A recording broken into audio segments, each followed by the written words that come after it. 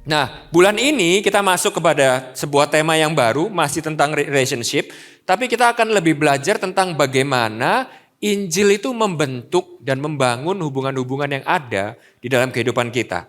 Ya, kita kasih judul Building Gospel Centered Relationship. Bagaimana kita membangun hubungan-hubungan di dalam kehidupan kita itu dengan kacamata Injil. Nah, kita akan sama-sama belajar dari kitab Efesus. Ya, kita akan fokus ke Efesus pasal yang ke-5 dan ke-6. Nah, saya pengen saudara semuanya selama 1 bulan ini kalau bisa, saudara ya, di rumah masing-masing baca sendiri kitab Efesus. Ya, dari pasal 1 sampai pasal 6. Ya, supaya saudara itu bisa lebih mengerti, saudara lebih bisa menghayati tema yang akan kita pelajari selama sebulan ini. Nah, cuman di khotbah hari Minggu, kita hanya akan fokus ke pasal ke-5 dan pasal yang ke-6. Nah, kalau saudara lihat itu ya, saudara ya, di Efesus pasal ke-5 dan pasal ke-6, Paulus itu mengajarkan kepada kita bagaimana Injil yang kita kenal itu bukan hanya sekedar sebuah Injil yang menyelamatkan kita saja setelah itu selesai, tapi Injil ini juga menjadi sebuah pedoman yang merubah cara kita hidup dan merubah cara kita berhubungan satu sama lain. Dan lebih detail lagi saudara ya, kalau saudara lihat di pasal ke-5 dan pasal ke-6, di situ Paulus memberikan kepada kita implikasi praktis bagaimana Injil itu mempengaruhi yang pertama pernikahan kita. Yang dibahas di situ adalah kehidupan sebagai istri dan suami. Bagaimana cara kita hidup sebagai seorang istri, cara kita hidup sebagai seorang suami itu berubah karena Injil. Lalu yang kedua itu hubungan antara orang tua dan anak, parenting. Baru yang terakhir di pasal yang ke-6 adalah hubungan di tempat kerja, yaitu antara atasan dan bawahan. Nah, kita akan mempelajari ini secara urut. Minggu ini saya akan memulai dengan Efesus 5 ayat ke-1 sampai 21. Kita akan mulai dengan fondasi doktrinnya dulu, saudara ya. The doctrinal foundation dulu. Baru nanti minggu ke depan kita akan belajar tentang pernikahan. Minggu berikutnya kita akan belajar tentang parenting, orang tua dan anak. Baru yang terakhir adalah hubungan antara atasan dan bawahan di tempat kerja. Siapa yang excited tempat ini, saudara? Ya, yang excited katakan Kyonghi, Kyonghi. Ini biar bangun semuanya. Kita sama-sama baca ya. Efesus 5 ayat 1 sampai 21. Nah, hari ini kita akan baca cukup panjang saudara ya, 21 ayat. Nah, karena gereja kita ini adalah bukan rumah orang sempurna, tapi rumah di mana tempat kita terus didewasakan dan disempurnakan. Nah, saya pengen ajak, siapa di sini mau pengakuan dosa tahun baru ini, resolusinya pengen baca Alkitab lebih, tapi sampai bulan Februari saudara belum baca Alkitab sama sekali. Ada di tempat ini saudara? Nah, hari ini saya menolong saudara. Habis ini kalau ada orang yang tanya sama saudara berkata, tahun ini sudah baca Alkitab berapa? Saudara bisa dengan bangga berkata, tahun ini saya sudah baca 21 ayat. Ya, karena hari ini saudara ya. Oke, kita sama-sama baca ya. Saya akan baca ayat yang ganjil. Saudara bisa bantu saya baca ayat yang genap? Sekali lagi kalau siap katakan Kyonghi, Kyonghi. Oke. Alright ya, Efesus 5 ayat 1 sampai 21. Sebab itu jadilah penurut-penurut Allah. Nah, ini saya pengen saudara garis bawahi ayat yang pertama ini karena ayat yang pertama ini akan jadi premis dari semua yang akan kita bahas hari ini. Jadilah penurut-penurut Allah seperti anak-anak yang kekasih. Ayat kedua. Di dalam kasih sebagaimana Kristus Yesus juga telah mengasihi kamu dan telah menyerahkan dirinya untuk kita sebagai persembahan dan korban yang harum bagi Allah. Ayat ketiga, tetapi percabulan dan rupa-rupa kecemaran atau keserakahan disebut saja pun jangan di antara kamu. Sebagaimana sepatutnya bagi orang-orang kudus. Ayat keempat. Demikian juga perkataan yang kotor, yang kosong atau yang sembrono. Karena hal-hal ini tidak pantas. Tetapi sebaliknya ucapkanlah syukur. Ayat kelima. Karena ingatlah ini baik-baik. Tidak ada orang sundal, orang cemar atau orang serakah. Artinya penyembah berhala. Nah, ini kita sekali lagi diingatin ya saudara ya. Bahwa dosa-dosa yang eksternal yang kita lakukan di luar. Itu sumbernya itu cuma satu. Yaitu ada berhala yang kita sembah di dalam hati kita. Yang mendapat bagian di dalam kerajaan Kristus dan Allah. Ayat 6. Lah kamu disesatkan orang-orang dengan kata-kata yang hampa. Karena hal-hal demikian mendatangkan murka Allah atas orang-orang durhaka. Ayat 7. Sebab itu janganlah kamu berkawan dengan mereka. Ayat 8. Adalah kegelapan. Tetapi sekarang kamu adalah terang di dalam Tuhan. Sebab itu hiduplah sebagai anak-anak terang. Ayat 9. Karena terang hanya berbuahkan kebaikan dan keadilan dan kebenaran. Ayat 10. Ayat 11. Janganlah turut mengambil bagian dalam perbuatan-perbuatan kegelapan yang tidak berbuahkan apa-apa. Tetapi sebaliknya telanjangilah perbuatan-perbuatan itu. Ayat 12.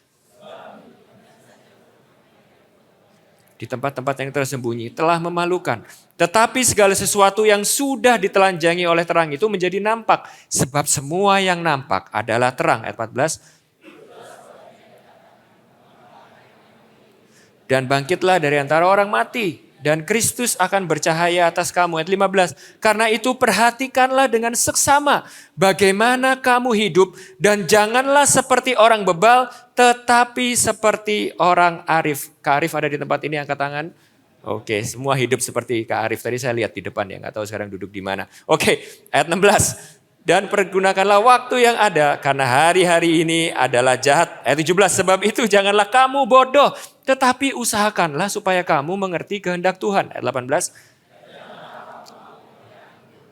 Karena anggur menimbulkan hawa nafsu, tetapi hendaklah kamu penuh dengan roh. 19. Dan berkatalah seorang kepada yang lain dalam mazmur, kidung puji-pujian dan nyanyian rohani. Bernyanyi dan bersoraklah bagi Tuhan dengan segenap hati. Ucapkanlah syukur senantiasa atas segala sesuatu dalam nama Tuhan kita Yesus Kristus kepada Allah dan Bapa kita. 21 baca sama-sama yang keras. 1, 2, 3. Dan rendahkanlah dirimu seorang kepada yang lain di dalam takut akan Kristus. Oke, kita akan mulai dari yang pertama dulu ya saudara ya. Efesus 5 ayat 1. Sebab itu jadilah penurut-penurut Allah seperti anak-anak yang kekasih. Nah, sebelum kita bahas sebab itu, sebab apa? Saya pengen kita fokus kepada kata penurut-penurut Allah. Nah di sini saudara ya, saya percaya terjemahan bahasa Indonesia ini agak kurang tepat.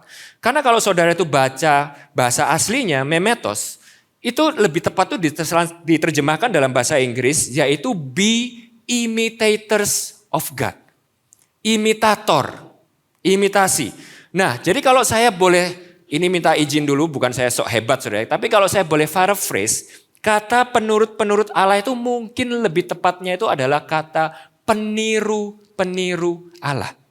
Sebab itu tirulah Allah sebagai anak-anak yang kekasih. Nah ini adalah premis dari setiap hubungan kita.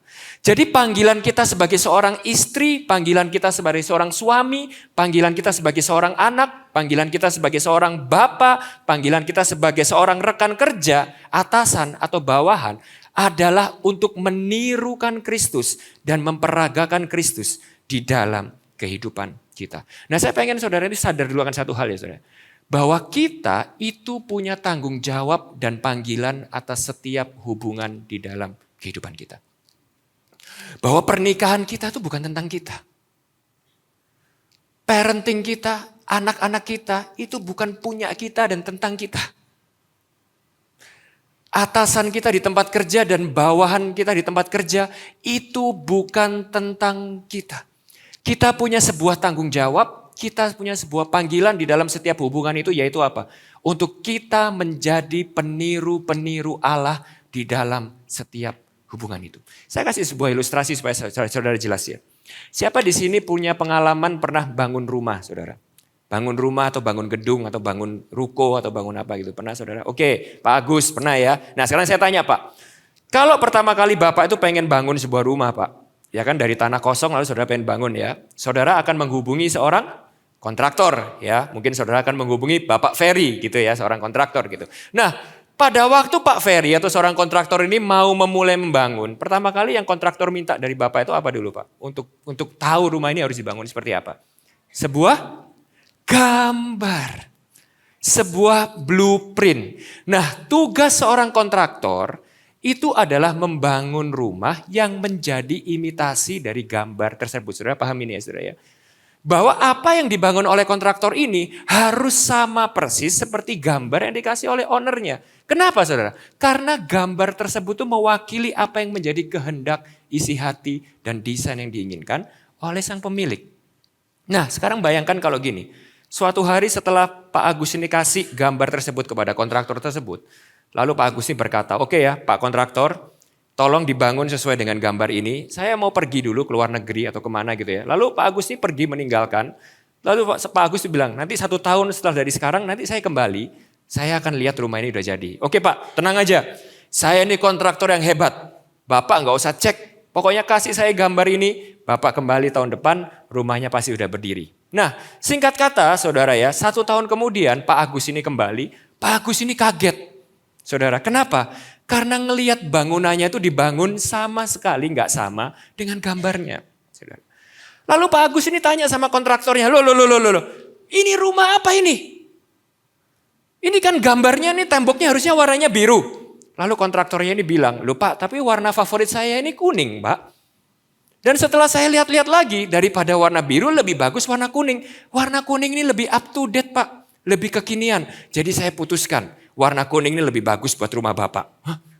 Terus gambar rumah saya ini pintunya ada 2. Ini kenapa pintunya ada 6? Ya kan lebih enak Pak, keluar masuknya lebih gampang. Saya pikir kalau pintunya lebih banyak ini lebih bagus. Keluar masuknya lebih gampang. Ini jendelanya saya minta ada 4, ini kenapa jendelanya ada 8? Ya karena kita sekarang ini butuh ventilasi yang baik. Ya. Terus ini atapnya harusnya bentuknya flat. Ini kenapa atapnya bentuknya seperti ini, segitiga? Ya karena menurut saya setelah saya pikirkan dan saya lihat di Pinterest, model yang ini desainnya lebih bagus. Nah sekarang pertanyaannya adalah gini saudara ya.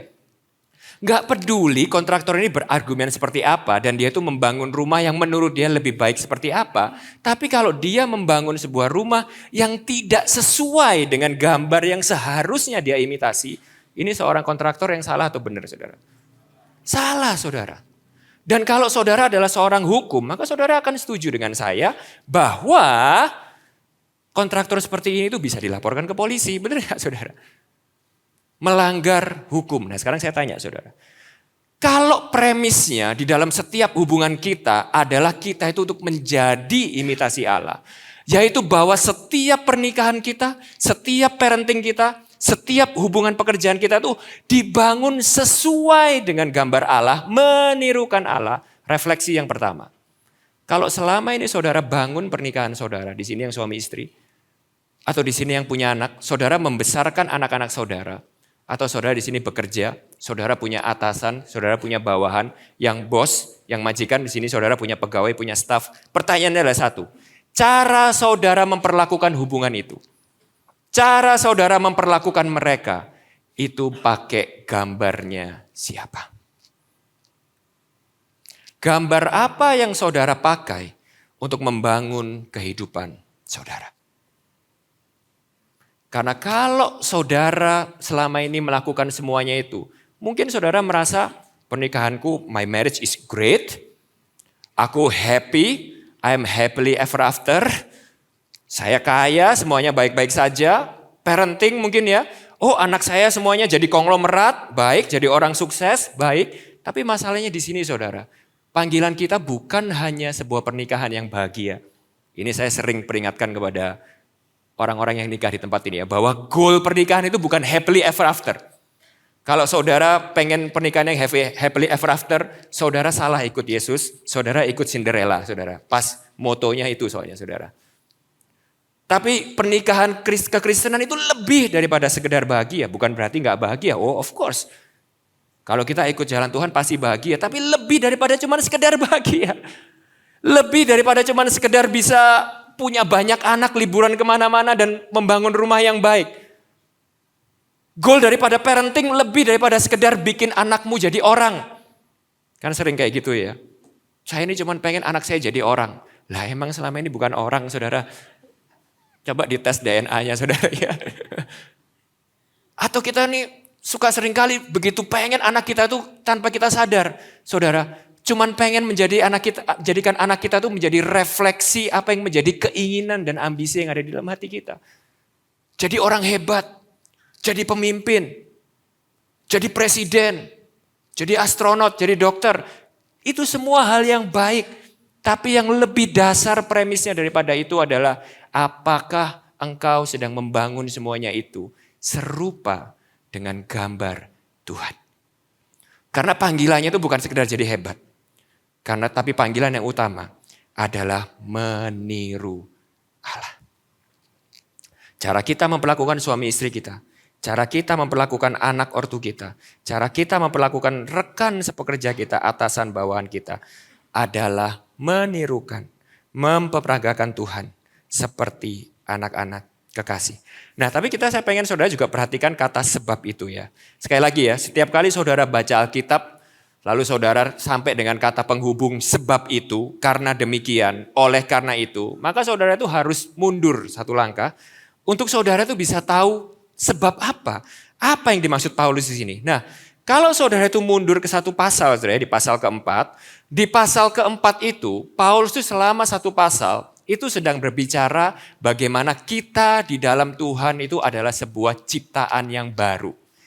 Jadi kalau saudara lihat tuh pasal 4 ya, keseluruhan ayatnya di pasal 4, Paulus tuh mengkontraskan tentang manusia lama kalau di luar Tuhan itu seperti apa, dan manusia baru di dalam Tuhan itu seperti apa. Dan Paulus tuh mengingatkan kepada kita akan identitas kita sekarang, bahwa kita sekarang ini adalah manusia-manusia baru di dalam Kristus. Dan siapa kita itu membentuk cara kita berhubungan. Nah, pasal 4 itu kalau saya boleh simpulkan, itu kita bisa lihat di ayat ke-20 dan ke-21. Ayat 20 sampai 21, saudara. Berkata seperti ini, tetapi kamu bukan demikian. Bukan apa? Kamu bukan lagi ciptaan lama. Kamu bukan lagi manusia lama yang di dalam dosa, mengikuti hawa nafsu dosa, mengikuti kegelapan. Kamu bukan itu. Kamu sekarang ini udah manusia baru. Kamu telah belajar mengenal Kristus. Jadi yang pertama, kamu tuh sudah kenal Tuhan Yesus. Jangan remehkan itu. Saudara pernah gak sih saudara ini ya sekali-kali bangun tidur tuh saudara itu berdoa, bersyukur sama Tuhan itu bukan cuma sekedar karena saudara masih punya rumah, saudara masih punya pekerjaan, itu semua bagus. Tapi pernah gak kita ini ya mensyukuri hal yang even lebih basic daripada itu, yaitu kita ini masih bisa jadi anak Allah. Kita masih bisa jadi orang percaya. Kita masih bisa jadi orang Kristen. Kita masih bisa jadi umat kemilikan Allah. Kita belum murtad. Dengan segala proses dan problematika hidup hari ini, kita tuh masih jadi punya milik kepunyaan Allah. Saudara pernah gak sih berhenti sejenak dan mensyukuri itu? Itu anugerah yang luar biasa loh saudara. Kalau sampai hari ini kita masih bisa jadi orang Kristen, masih bisa percaya kepada Tuhan, dan masih bisa menjadi anak-anak Allah. Itu sebuah anugerah yang luar biasa. Saya tanya sama saudara, apa yang saudara bisa lakukan untuk saudara itu bisa kenalan dengan Presiden Indonesia, saudara? Orang paling kaya di tempat ini, saya pengen menantang saudara. Apa yang saudara bisa lakukan untuk saudara bisa kenalan dengan Pak Prabowo Subianto? Maka saudara akan langsung mulai mikir kan, tidak semudah itu untuk bisa mengenal seseorang, benar ya? Kalau presiden itu tidak merendahkan dirinya dan ngajak saudara datang ke rumahnya untuk saudara bisa kenal dia, saudara sekaya dan sehebat apapun, saudara tidak akan bisa mengenal dia, benar gak saudara? Nah ini Paulus mengingatkan sama kita, kamu bukan cuma sekedar kenal raja dunia, kamu bukan cuma sekedar kenal presiden, tapi kamu itu sudah diberi anugerah untuk mengenal Kristus. Yang pertama.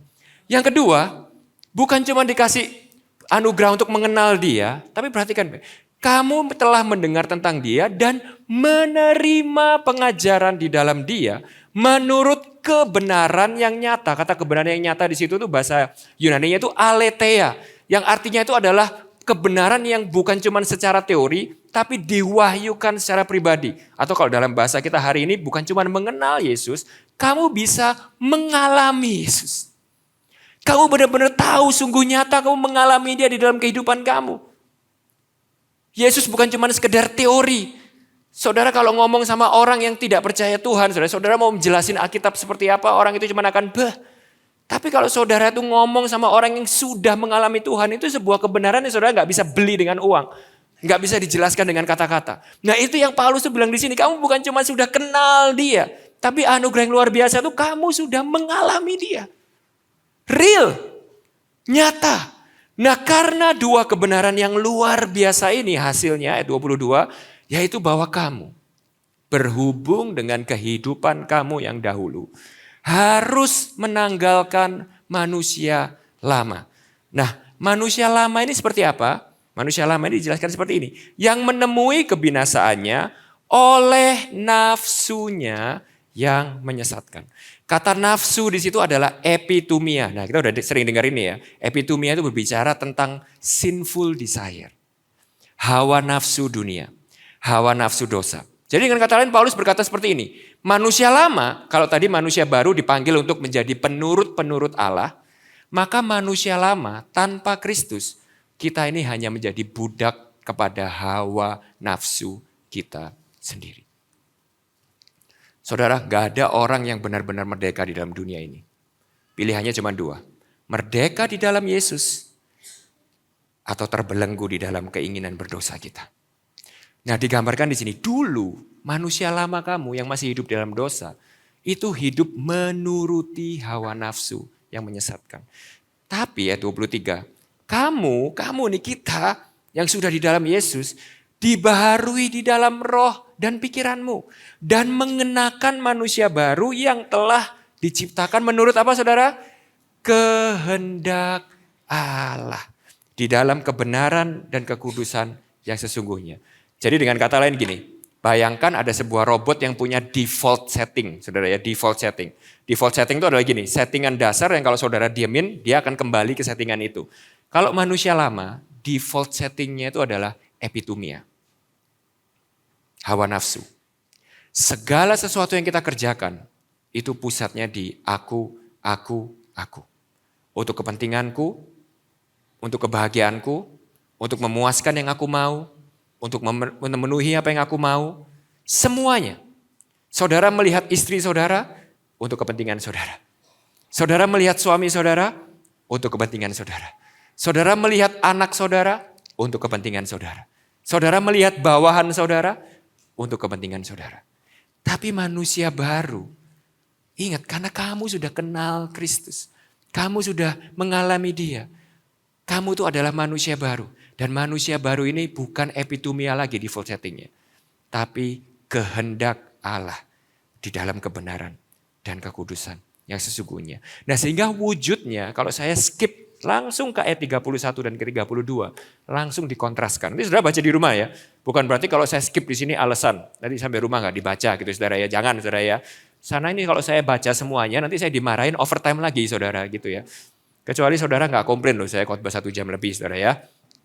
Nah itu langsung di skip. Nah hasilnya wujudnya seperti apa manusia lama dan manusia baru ini di dalam hubungan kehidupan kita.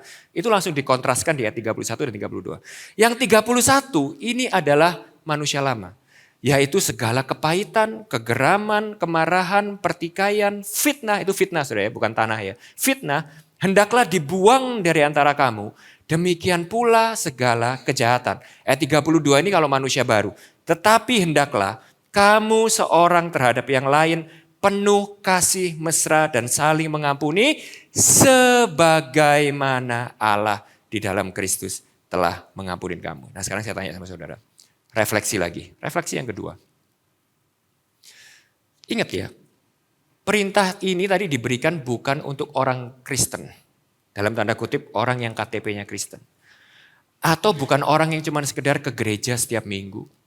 Atau bahkan bukan cuma sekedar orang yang pelayanan. Tapi apa tadi saudara? Orang yang sudah mengenal Kristus, mengalami Kristus, diperbaharui di dalam Kristus sehingga menjadi manusia baru.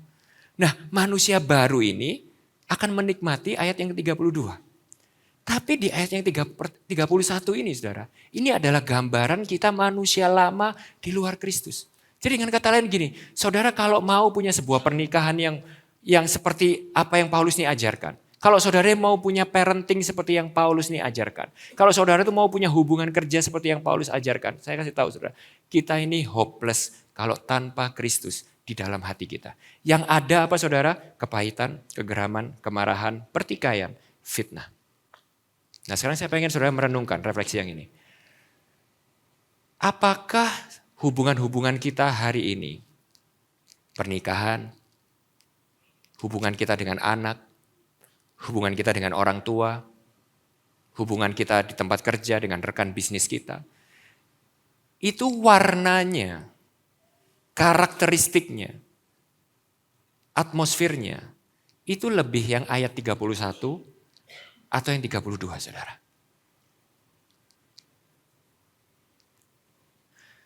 Kalau ayat 31, kalau kita boleh jujur ya, dan kita bilang, iya ya, aku ini ke gereja tiap minggu loh. KTP ku Kristen. Tapi kenapa? Kalau aku boleh jujur dan aku evaluasi, pernikahanku, hubunganku dengan anakku di rumah, itu lebih banyak kepahitan, kegeraman, kemarahan, pertikaian, fitnah. Daripada kasih mesra dan keramahan dan saling mengampuni seorang kepada yang lain. Maka mungkin saudara, dengan segala kerendahan hati, dan ini berlaku buat diri saya juga. Mungkin hal pertama yang kita perlu lakukan, begitu kita pulang dari tempat ini, bukan nyalahin istri kita, bukan nyalahin anak kita, bukan nyalahin orang tua kita, bukan nyalahin suami kita. Tapi kita bersujud kepada Tuhan dan kita memohon anugerahnya untuk kita benar-benar bukan hanya tahu dia secara teori, tapi mengenal dia secara pribadi, mengalami dia secara pribadi, dan biarlah dia memperbaharui hati dan pikiran kita. Kenapa? Karena kalau tanpa karunia-Nya dia dan pekerjaan dia di dalam hati kita, we are hopeless. Kita bukan suami yang hebat tanpa bantuan Tuhan. Kita bukan istri yang hebat tanpa bantuan Tuhan. Kita bukan seorang anak atau orang tua yang hebat tanpa bantuan Tuhan. Tanpa bantuan Tuhan yang ada hanyalah kegeraman, kepahitan, omongan yang sembrono, kata-kata kasar, fitnah, kejahatan, pertikaian di antara kita. We need God's grace. Kita perlu Tuhan untuk merubah hati kita terlebih dahulu. Oleh sebab itu saudara, makanya kalau saudara mengajukan pranikah di sini ya saudara ya, maka syarat nomor 1 untuk sebelum orang menikah itu harus dibaptis dan lahir baru dulu. Itu bukan cuma sekedar syarat formalitas saudara. Kenapa? Karena tanpa kelahiran baru di dalam Tuhan, kita tidak akan mungkin bisa menghidupi pernikahan yang sesuai dengan Alkitab. Gak mungkin saudara. Tidak mungkin. Seseorang yang hatinya belum diperbaharui di dalam Tuhan, saudara kira mau konseling pranikah berapa tahun saudara untuk bisa merubah hatinya dia? Cannot. Jadi pada waktu kita baca ayat ini, we have to humble ourselves. Dan kita harus mengingatkan diri kita, iya itu aku. Itu pernikahanku, itu hubunganku di rumah. Tanpa Kristus, gak bisa. Hati kita tuh begitu kotor, hati kita tuh begitu jahat. Sebelum Kristus terlebih dahulu memperbaharuinya, merubahnya, membuat kita lahir baru di dalam Dia. Gak ada seorang suami yang baik secara natural. Gak ada saudara. Tidak ada seorang istri yang baik secara natural. Gak ada. Gak ada seorang orang tua yang secara natural baik. Gak ada. Yang ada manusia secara natural itu adalah manusia yang egois. Penuh dengan hawa nafsu. Keegoisan untuk dirinya sendiri. We need Christ. We need His grace. Untuk kita bisa memulai hubungan kita. Nah, tapi saya juga pengen saudara perhatikan baik-baik ya, sebuah detail kecil di situ. Kecil tapi penting saudara, yang Paulus itu tunjukkan di sini. Yaitu kata yang saya garis bawahi itu. Sebagaimana Allah di dalam Kristus telah mengampuni. Perhatikan kata sebagaimana. Tadi ingat saudara perintahnya saudara ya. Perintahnya itu menjadi peniru-peniru Allah. Be imitators of God. Nah, menjadi peniru sesuatu, menirukan sesuatu, itu adalah sebuah perintah yang diberikan bukan dengan apa ya saudara, bukan dengan indera saudara itu harus membayangkan sesuatu atau memikirkan sesuatu sendiri. Tapi ini adalah sebuah perintah yang biasanya saudara itu dikasih visualnya untuk saudara itu tiru. Benar nggak saudara? Peragakan bagaimana kita tinju, misalnya gitu ya. Saya tahun lalu itu mulai hobi tinju saudara ya. Untuk pertama kali saya mulai belajar tinju, saya kan nggak bisa saudara ya, cuman baca. Teori bertinju adalah gerakan kanan kiri dan kanan kanan secara bergantian. Kan gak bisa saudara, masa saya tinju gini saudara ya. Gak bisa ya saudara ya. Saya harus meniru. Saya harus melihat seseorang itu yang memperagakan untuk saya. Makanya saya lihat Bro Adi yang sudah tinju lebih dahulu. Masuk ke dalam olahraga tinju lebih dahulu. Dia harus ngajarin saya gini loh. Cara bertinju itu kakinya harus gini, tangannya itu harus gini. Baru saya itu bisa menirukan. Benar ya saudara ya. Nah disinilah kata sebagaimana itu penting. Kenapa? Karena perintah ini Itu bukan sebuah perintah yang kita tuh benar-benar clueless, nggak tahu mesti ngapain. Tapi sebuah perintah yang Allah itu terlebih dahulu sudah tunjukkan kepada kita. Sebagaimana Allah di dalam Kristus telah mengampuni kamu. Jadi mengampuni suami saya itu gimana caranya? Sebagaimana Allah telah mengampuni kamu. Cara saya mengasihi istri saya itu gimana ya Pastor? Sebagaimana Kristus telah mengasihi kamu. Nah, kata ini diulang lagi di ayat kedua di pasal kelima yang tadi kita baca. Dan hiduplah di dalam kasih, baca yang keras sama-sama. Sebagaimana Kristus Yesus juga telah mengasihi kamu dan telah menyerahkan dirinya untuk kita sebagai persembahan dan korban yang harum bagi Allah. Jadi dengan kata lain seperti ini saudara ya. Kunci setiap hubungan Kristen di dalam pasal 5 sampai 6 yaitu di dalam hubungan kita, pernikahan kita, parenting kita, dalam pekerjaan kita adalah memahami bagaimana Kristus telah mengasihi kita dan mengampuni kita di dalam Injil. Jadi itu kenapa kita perlu bertumbuh di dalam pengertian dan pemahaman kita di dalam Injil. Kenapa? Karena semakin saudara mengerti, semakin saudara mengalami, semakin saudara memahami, saudara akan semakin bisa menirukan itu di dalam hubungan-hubungan saudara. Saudara tidak akan bisa mengasihi seperti Yesus kalau saudara belum benar-benar bisa mengerti dan memahami dan mengalami kasih Yesus bagi saudara. Nggak bisa. Kita nggak bisa ngasih sesuatu dan memperagakan sesuatu yang kita sendiri belum terima dan kita belum rasakan. Bisa ngerti ya saudara ya? Sehingga kasih di dalam pernikahan dan di dalam parenting dan di dalam pekerjaan yang alkitabiah yang berpusat pada Injil adalah kasih yang merupakan konsekuensi alami dari hidup yang telah mengalami keindahan Injil. Tanpa Injil bisa nggak mengasihi? Mungkin saudara merasa bisa. Tapi tanpa Injil, saya percaya kasih itu hanyalah kasih yang tetap self-centered. Tetap egois. Pusatnya itu tetap kepada diri saya sendiri. Saya mengasihi karena titik. Tapi yang di sini yang dibahas bukan kasih yang seperti itu. Bukan kasih yang berpusat kepada kita. Tapi kasih yang kita telah pelajari terlebih dahulu. Dari Tuhan kita yang melakukannya bagi kita dan untuk kita. Sudah bisa mengerti ini ya? Nah di sini sama seperti di pasal keempat tadi, perhatikan baik-baik saudara. Paulus juga langsung mengkontraskan. Apa yang terjadi kalau kita belum memiliki kasih itu di dalam kehidupan kita. Ayat ketiga sampai kelima. Tetapi percabulan dan rupa-rupa kecemaran atau keserakahan disebut saja pun jangan di antara kamu. Sebagaimana sepatutnya bagi orang-orang kudus. Demikian juga perkataan yang kotor, yang kosong atau yang sembrono. Karena hal-hal ini tidak pantas. Tetapi sebaliknya ucapkan syukur. Perhatikan baik-baik saudara ya. Jangan pikir perkataan kita itu gak penting. Jangan pikir apa yang kita ucapkan dengan mulut kita itu adalah hal yang sepele. Oh aku cuman keceplosan. Aku gak sengaja loh itu karena emosi. Tadi Pak Gembala juga di suara Gembala udah bilang. Aku tuh karena cuman emosi aku keceplosan ini. Perhatikan baik-baik saudara. Alkitab di sini menggambarkan no. Setiap kata-kata yang keluar dari mulut kita itu bukan hal yang random, bukan hal yang sepele. Itu adalah sesuatu yang keluar dari hati kita. Martin Luther berkata, organ yang paling dekat dengan hati kita adalah bibir kita. Saudara mau tahu saudara itu kalau pengen paling mengerti keadaan hati saudara itu seperti apa? Cara paling gampang itu adalah mendengarkan kata-kata yang keluar dari mulut saudara. Kalau yang keluar itu adalah kata-kata kotor, sembrono, kasar, maka itulah yang sedang terjadi di dalam hati kita. Makanya di sini kecemaran, perselingkuhan, perzinahan itu sama seriusnya dengan perkataan sia-sia dan sembrono di dalam kehidupan kita saudara. Perhatikan baik-baik ya. Di sini bukannya dibandingin seakan-akan kayak fitnah, perselingkuhan, perzinahan ini dosa serius nih ya. Kalau yang ini kata-kata kotor, sembrono ya nggak terlalu penting tapi lebih baik jangan. Perhatikan bagaimana Paulus itu menjajarkan mereka itu sebagai sebuah problem yang sama. Yaitu problem yang berpusat daripada hati yang belum diperbaharui. Hati yang masih perlu untuk kasih Allah itu memperbaharui itu. Yaitu apa saudara? Bukan hanya perzinahan, bukan hanya kecemaran, bukan hanya keserakahan. Tapi juga perkataan yang kotor, yang kosong, yang sembrono. Hal-hal ini tidak pantas. Tetapi sebaliknya ucapkan syukur. Karena ingatlah ini baik-baik.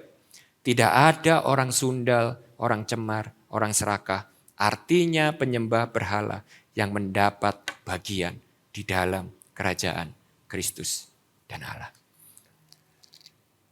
Saya harus hati-hati dalam menjelaskan ini ya. Karena saya nggak pengen mengasih sebuah kesan tuh yang sangat legalistik, yang seakan-akan membuat saudara yang masih bergumul dengan kata-kata kotor, dengan kata-kata kasar, dengan amarah. Saya mulai dengan pengakuan dosa ini. Saya yang berdiri di tempat ini yang berkhotbah hari ini. Saya masih struggling dengan emosi, dengan amarah.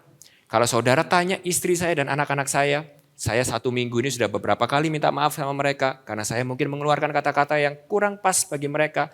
Dan kalau saudara ngobrol dengan istri saya masih beberapa kali disakiti karena perkataan saya. Jadi bukan artinya ayat ini tuh artinya engkau jadi sudah diperbaharui dan di dalam Kristus engkau langsung jadi orang yang sempurna. Bukan itu maksudnya saudara. Bisa jadi saudara itu masih bergumul dengan emosi. Dengan kata-kata yang kotor. Dengan kata-kata yang kasar. Dengan yang sembrono. Mungkin saudara masih bergumul dengan sedikit ada kecemaran. Ada hawa nafsu di dalam diri saudara. Mungkin ada di antara saudara yang masih bergumul dengan percabulan. Tapi yang di sini dimaksud itu adalah gini. Itu sudah bukan identitas utama saudara lagi. Itu sudah bukan siapa saudara lagi. Kalau dulu di luar Kristus, itu tuh default saudara. Natur saudara. Tapi sekarang ini karena saudara sudah ada di dalam kerajaan Kristus dan Allah. Itu semua itu cuma sisa-sisa natur lama. Maka janji Tuhan kepada kita adalah gini, saudara bisa untuk perlahan-lahan mulai menanggalkan manusia lama itu dan bertumbuh di dalam manusia baru saudara. Maka di sini yang paling penting itu adalah tanda pertumbuhan dan tanda perubahan di dalam Tuhan Yesus. Tidak menuntut orang yang sempurna. Tapi orang yang di dalam Kristus yang sudah mengenal Injil adalah orang yang ini, saudara. Orang yang sudah sekarang ini bisa secara terbuka dan dengan segala kerendahan hati mengakui keberdosaannya dan berusaha dengan segala kekuatannya untuk mulai meninggalkan manusia lama itu. Kalau dulu saudara suka dengan manusia lama itu. Kalau ada orang yang menegur saudara, saudara langsung mencaci maki orang itu. Tapi hari ini saudara menjadi orang yang sadar betul, yes. Aku adalah orang-orang itu. Tapi karena anugerah Yesus hari ini, aku bisa bertobat dan aku bisa berubah. Perhatikan ya kontrasnya saudara ya. Manusia lama, manusia baru. Pernikahan saudara, parenting saudara, bukan lagi diciptakan untuk yang 31. Saya pengen ini yang menjadi resolusi tahun baru untuk kita semua hari ini. Yaitu untuk seperti apa yang Paulus bilang itu. Hal-hal yang sudah tidak pantas ini kita sama-sama buang dari antara kita. Karena itu semua sudah tidak pantas bagi kita yang merupakan manusia baru di dalam Kristus. Dan mulai hari ini kita resolut di dalam Tuhan untuk mulai mengenakan manusia baru yang kaya dengan ucapan syukur, kasih, dan keramahan. Nah, lalu saudara saya masuk dengan bagian terakhir ya. Di ayat 6 sampai 21, Paulus menutup pasal ini, perikop ini, dengan 7 aplikasi praktikal. Bagaimana Injil itu bisa membentuk hubungan kita satu sama lain. Atau kalau saya boleh paraphrase ya saudara ya. 7 aplikasi praktikal yang kita harus terus latih dan kita harus hidupi di dalam kehidupan kita sehari-hari. Supaya Injil itu bisa terus memperbarui hubungan kita di dalam kehidupan kita sehari-hari. 7 aplikasi praktikal. Ayat ke-6 sampai 9. Yang pertama, kemampuan membedakan hubungan yang baik dan yang buruk. Ayat ke-6 sampai 10. Janganlah kamu disesatkan orang dengan kata-kata yang hampa. Karena hal-hal yang demikian mendatangkan murka Allah atas orang-orang durhaka. Ayat ke-7 baca yang keras sama-sama. 1, 2, 3. Sebab itu janganlah kamu berkawan dengan mereka. Memang dahulu kamu adalah kegelapan. Tetapi sekarang kamu adalah terang di dalam Tuhan. Sebab itu hiduplah sebagai anak-anak terang. Karena terang hanya berbuahkan kebaikan dan keadilan dan kebenaran. Dan ujilah apa yang berkenan kepada Tuhan. Ayat ini saya juga harus berhati-hati dalam mengajar kepada saudara. Karena ini bukan artinya kita menjadi orang-orang Kristen yang songong. Yang snob. Yang gak mau bergaul lagi sama orang-orang non-Kristen. Bukan saudara ya. Kata berkawan di situ ya. Jangan kamu berkawan dengan mereka. Itu bahasa aslinya adalah simetokos. Yang artinya kalau dalam bahasa Inggris itu adalah partaker. teman engkau tuh berbagi hidup bersama dengan mereka. Jadi ini sebuah pertemanan yang bukan cuma sekedar gini loh. Ya aku kan punya teman yang bukan orang Kristen, gak apa-apa. Gak apa-apa saudara. Tapi yang Alkitab ini peringatkan kepada kita itu adalah gini. Tapi bukan orang-orang terdekat di dalam hubungan kita. Yang mereka tuh punya influence yang besar di dalam kehidupanmu. Kenapa? Karena kegelapan itu akan terus mengganggu pertumbuhan engkau di dalam terang. Jadi ada hubungan-hubungan yang toksik. Ada hubungan-hubungan yang sudah tidak pantas. Ada hubungan-hubungan yang sudah tidak berguna yang kau tuh harus tinggalkan. Karena hubungan itu terus menarik engkau kepada manusia lamamu. Sehingga itu membuat engkau tuh susah bertumbuh di dalam manusia barumu. Oleh sebab itu saudara, yang pertama, udah tidak mungkin kita di gereja ini akan memperbolehkan saudara itu menikah dengan seorang yang sudah tidak seiman dan sepadan dengan saudara. Tidak mungkin. Karena perintahnya sudah jelas. Berkawan saja tidak boleh, apalagi menikah saudara. Tidak mungkin. Tidak mungkin kehidupan baru kita di dalam Kristus itu bisa menjadi satu dengan kehidupan di dalam kegelapan. Tidak bisa. Dan ini bukan sebuah kejahatan atau kita sampaikan ini dengan sebuah kesombongan bagi orang-orang di luar sana yang belum percaya. Tapi ini adalah sebuah perintah yang Tuhan berikan untuk kita berhati-hati di dalamnya. Makanya hati-hati. Hati-hati dengan siapa anak-anakmu bergaul. Itulah kenapa kita sangat concern dengan pelayanan next generasi. Rocky. Karena kita mau juga anak-anak kita dari awal, dari kecil tuh komunitas mereka, partakers mereka di dalam kehidupan ini sudah jelas dari kecil. Karena itu akan membentuk siapa mereka, saudara. Oleh sebab itu sangat penting di mana engkau bekerja hari ini. Gak kebetulan ya Paulus juga membahas tentang pekerjaan. Karena menurut saya pekerjaan juga punya influence yang sangat besar di dalam kehidupan kita. Dengan siapa kita bekerja, dengan siapa kita setiap hari itu berbagi hidup, itu sangat penting untuk pertumbuhan kehidupan kita di dalam Tuhan. Ini bukan jahat, ini bukan sombong, tapi mungkin yang harus saudara lakukan adalah meninggalkan atau mulai memutuskan beberapa hubungan tertentu dalam kehidupan saudara. Karena hubungan itu sudah tidak pantas lagi. Bukan berarti saudara gak bisa nice kepada mereka ya. Bukan berarti saudara gak bisa menginjili mereka, berbuat baik kepada mereka. Tapi tidak lagi sebagai partakers in life. Tidak lagi sebagai teman berbagi hidup. Yang kedua saudara, ayat 11-14. Itu adalah kita menjadi sensitif terhadap dosa. 11-14. Janganlah turut mengambil bagian dalam perbuatan-perbuatan kegelapan yang tidak berbuahkan apa-apa, tetapi sebaliknya telanjangilah perbuatan-perbuatan itu. Sebab menyebutkan saja pun apa yang dibuat oleh mereka di tempat-tempat yang tersembunyi telah memalukan. Ini loh saudara, tanda bukti Roh Kudus ada di dalam kita tuh jadi sangat sensitif terhadap dosa. Yang dulu sebelum ada Tuhan di dalam diri kita sangat nyaman melakukan itu. Tapi sekarang kita jadi risih melakukan beberapa hal karena kita tahu itu sudah tidak pantas lagi dan tidak sesuai lagi dengan status kita yang baru. Ayat ke-13, tapi segala sesuatu yang sudah ditelanjangi oleh terang itu menjadi nampak. Sebab semua yang nampak adalah terang. Itulah sebabnya dikatakan, bangunlah hai kamu yang tidur dan bangkitlah dari antara orang mati. Dan Kristus akan bercahaya atas kamu. Nah, poin yang pertama tadi seakan-akan kita sensitif terhadap dosanya orang lain. Sehingga kita harus menjaga hubungan. Oke, jangan bergaul dengan mereka yang tidak baik bagi kita. Oke saudara, tapi perhatikan baik-baik ya. Di ayat yang ke-13-14 ini menurut saya warningnya itu lebih ke arah untuk kita tuh sensitif terhadap dosa yang utama itu dosa kita sendiri. Saudara, sangat gampang untuk sensitif terhadap dosanya orang lain. Tidak butuh Injil untuk itu. Tidak butuh kedewasaan rohani untuk itu. Iya. Pernikahanku seperti ini, pastor. Pernikahanku ini seperti ini, bro. Ini semua karena mertuaku. Gampang, saudara. Sensitif terhadap dosa mertua, sangat gampang. Saudara tidak perlu Bible study untuk itu ya, saudara ya.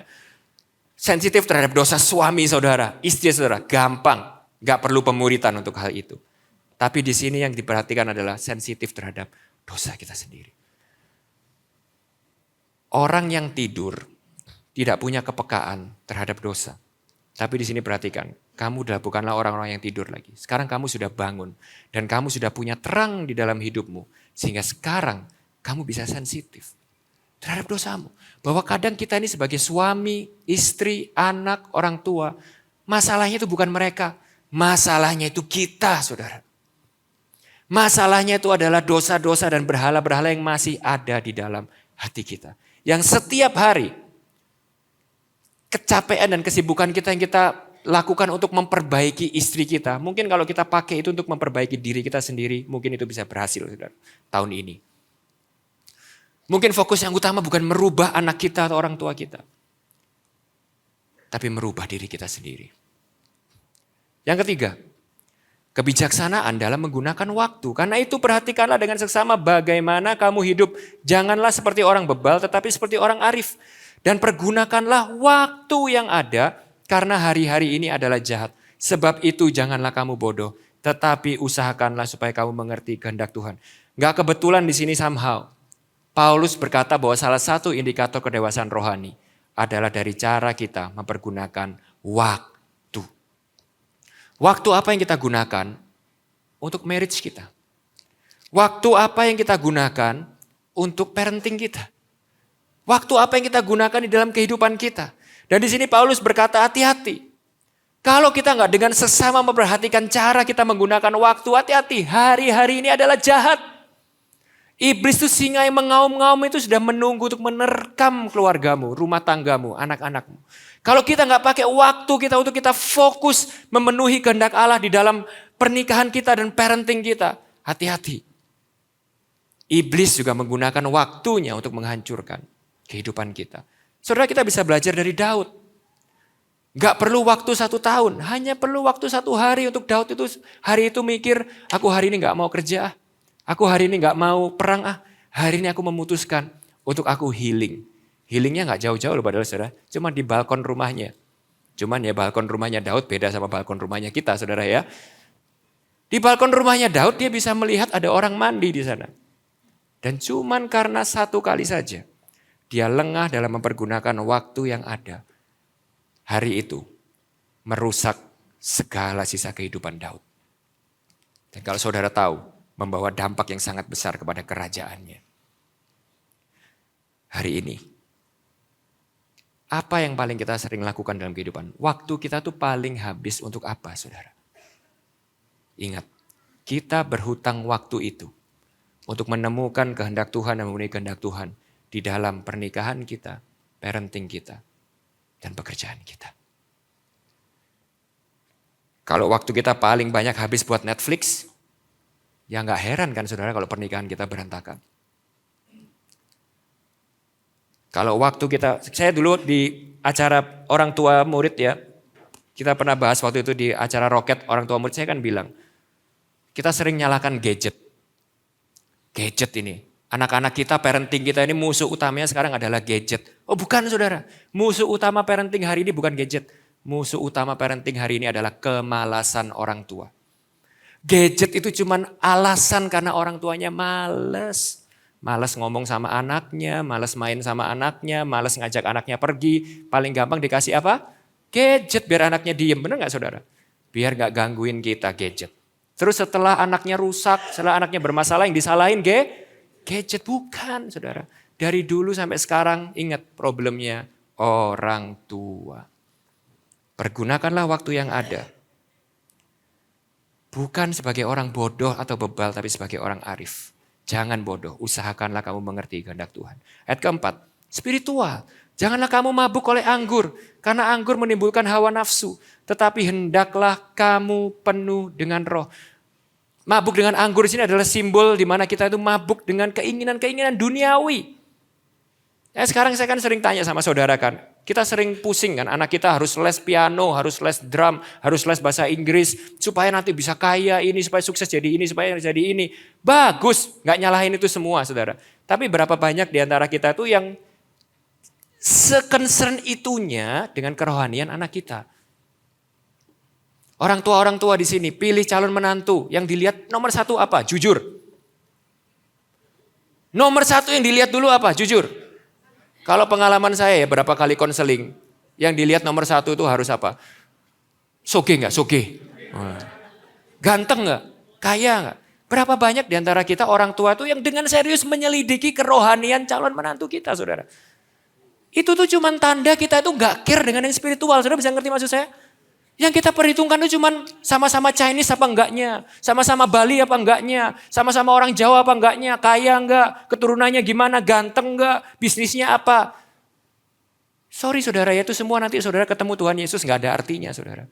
Karena nanti di surga semua suku, semua warna rambut, semua warna kulit bersama-sama memuji dan menyembah Tuhan. Enggak ada lagi yang rumahnya lebih besar, mobilnya apa, enggak ada.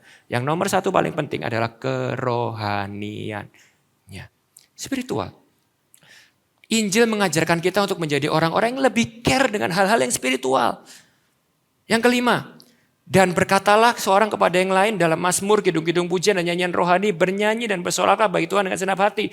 Kehidupan komunal yang harmonis. Ini kita udah sering kali belajar ini, saya gak akan lama-lama di sini. Tapi sekali lagi kita diingetin pentingnya gereja, pentingnya komunitas keluarga Allah di dalam kehidupan kita.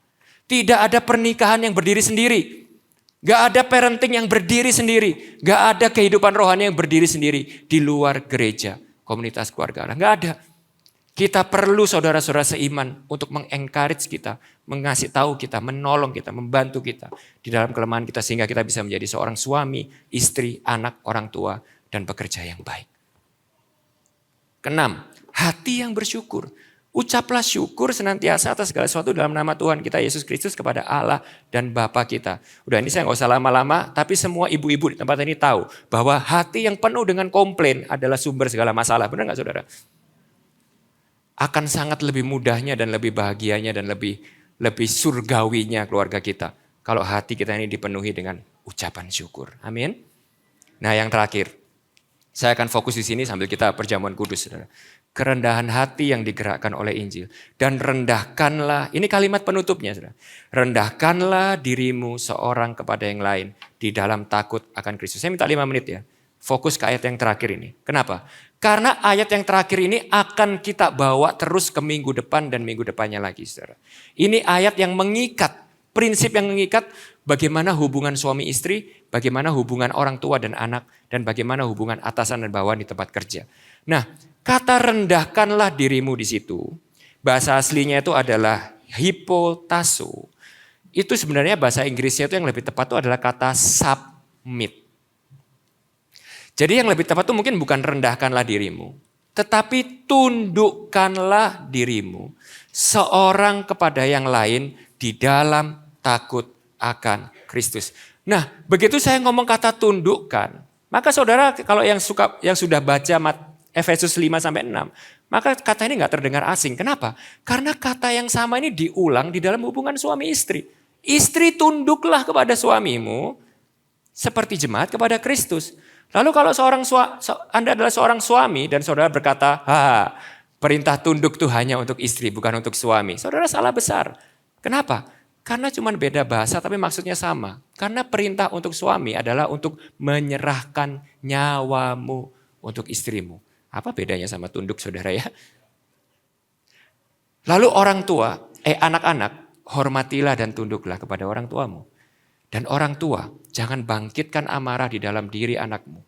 Tetapi bangunlah mereka di dalam pengajaran dan didiklah mereka dalam kebenaran. Kenapa saudara? Karena kita juga pada waktu kita melakukannya, kita tunduk kepada Bapa Surgawi yang menjadi Bapa atas anak-anak itu. Lalu di dalam tempat kerja juga sama. Hamba tunduklah, hormatilah tuanmu, tunduklah. Tuan juga sama, kamu jangan semena-mena sama bawahanmu, jangan semena-mena sama karyawanmu. Kamu harus melakukannya dengan kamu tunduk kepada Tuhan yang sejati. Nah, kata tunduk di sini ini sangat penting. Nah, saya tutup dengan ini ya saudara ya. Ingat tadi perintahnya yang pertama, premis semuanya ini, jadilah peniru Allah. Sebagaimana Allah juga telah mengasihi kamu, mengampuni kamu, menyerahkan diri untuk kamu. Jadi pada waktu kita tunduk ini, saya tahu ini perintah yang gak gampang. Tapi kita sudah punya teladan untuk kita itu teladani. Sudah ada terlebih dahulu seseorang yang memperagakannya untuk kita. Sehingga pada waktu kita berusaha untuk meniru teladan itu, kita punya acuan yang jelas. Nah di sini saudara, saya ingin mengingatkan kepada saudara. Seringkali kalau kita dengar kata Injil, kita tuh cuman ingat kepada kematian dan kebangkitan Yesus. Wah, Injil tuh indah ya. Ya, Yesus mati untuk aku, Yesus bangkit untuk aku. Nah, kita suka lupa saudara, bahwa berita Injil tuh bukan hanya Yesus mati dan bangkit untuk kita loh. Tapi Yesus itu juga hidup bagi kita. Saudara pernah bayangkan gak sih saudara? Kalau Yesus itu cuma untuk datang dan mati dan bangkit bagi kita, kenapa kok harus nunggu umurnya 33 tahun saudara? Kenapa kok enggak ya udah waktu bayi itu aja serahkan, mati, bangkit bagi kita kan sudah lunas hutang dosa. Tapi berita anugerah Injil itu juga menceritakan bukan hanya Yesus yang mati dan bangkit bagi kita. Tapi Yesus yang hidup bagi kita. Dia mati sebuah kematian yang seharusnya kita alami. Tapi dia juga hidup menghidupi kehidupan yang seharusnya kita hidupi. Nah sekarang saya pengen saudara bayangkan ya saudara. Yesus yang adalah sepenuhnya Allah dan sepenuhnya manusia ini. Dia lahir sebagai bayi. Seharusnya dia itu perlu gak sih seorang ibu yang nyusui dia?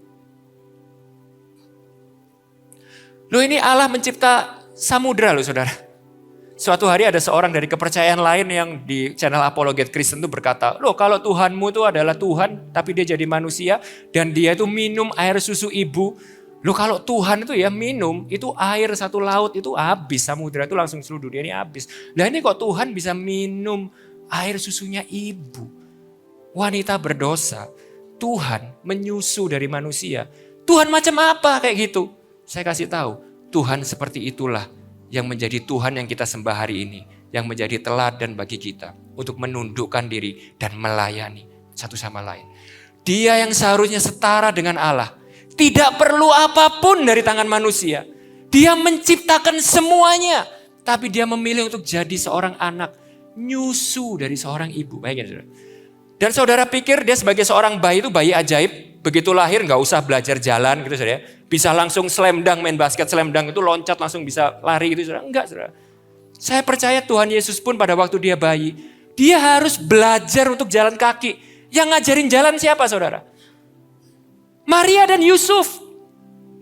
Kalau saudara dan saya jadi Tuhan, saudara akan berkata, siapa elu ngajarin gua jalan? Benar gak saudara? Aku nih yang menciptakan kamu, kaki tangan ini aku yang menciptakan. Tapi disinilah bagaimana kehidupan Yesus memberitakan sebuah kita dan memberikan kepada kita sebuah teladan. Bahwa kalau dia yang adalah Allah yang tidak terbatas itu, memberikan kepada kita teladan untuk menundukkan diri menjadi manusia. Hei anak-anak di tempat ini. Kalau engkau berkata sama saya, kamu gak ngerti orang tuaku.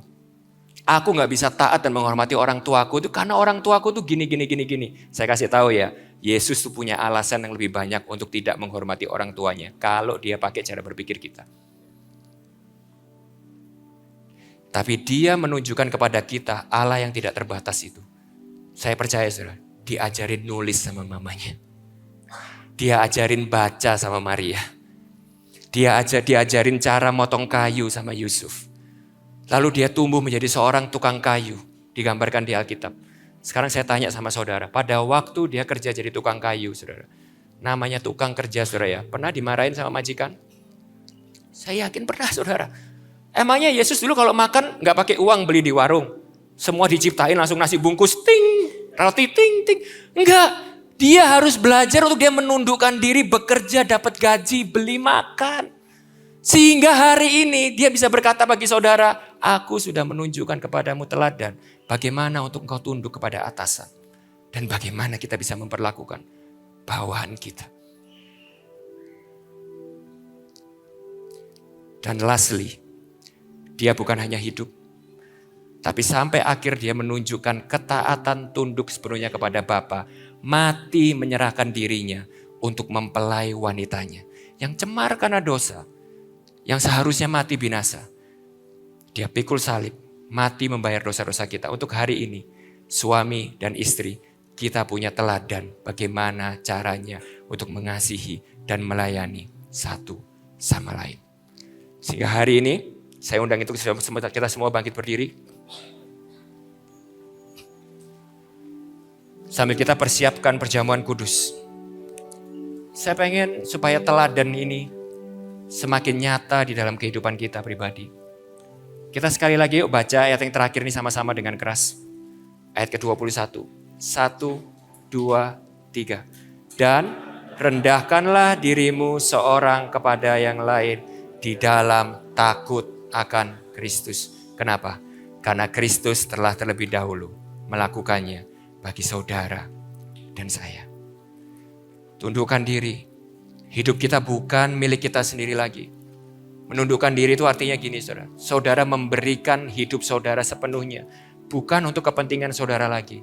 Tapi untuk melayani orang-orang yang sudah Tuhan taruh dalam kehidupan saudara. Kalau saudara adalah seorang istri, tundukkanlah dirimu. Persembahkanlah dirimu, korbankan dirimu. Untuk melayani suami dan anak-anakmu. Kalau Anda adalah seorang suami, tundukkan dirimu. Berikan dirimu. Bukan tentang kamu lagi, tapi untuk melayani istri dan anak-anakmu. Kalau engkau adalah seorang anak, lakukan itu kepada orang tuamu. Kalau kau adalah orang tua, lakukan itu buat anakmu. Jangan jadi orang tua yang egois.